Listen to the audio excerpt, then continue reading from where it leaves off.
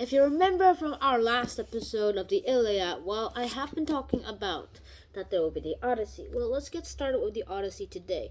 Book 1. Yeah, it also has 24 books, so rough ride. Book 1.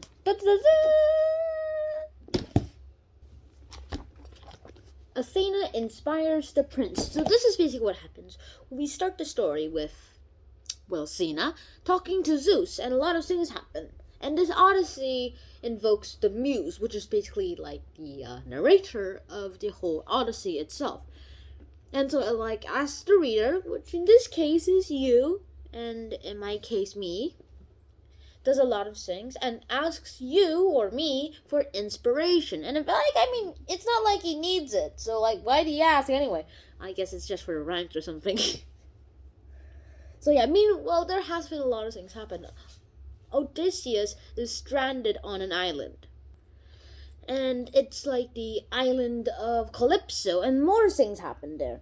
So first of all, Odysseus' son, Telemachus, who Odysseus hadn't seen since he was an infant, with right now 20-something years old, does a lot of things. And then his house, which is basically his house now, since everyone thinks Odysseus is dead, or most people think he's dead. And then Athena comes down to Telemachus and says, "Hey, your dad's alive. Maybe you should go find him." And I guess that's the reason why the book is called I guess that's why the book is called Athena Inspires the Prince. The prince is basically Telemachus, who is Odysseus' son, and Odysseus is the king. So it actually starts making sense if you think about it.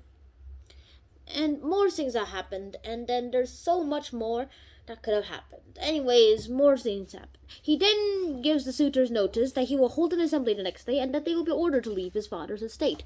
So these two guys, Antinochus and Eurymachus. No, that's not his name. Okay, here you go. Eurymachus. Eurymachus.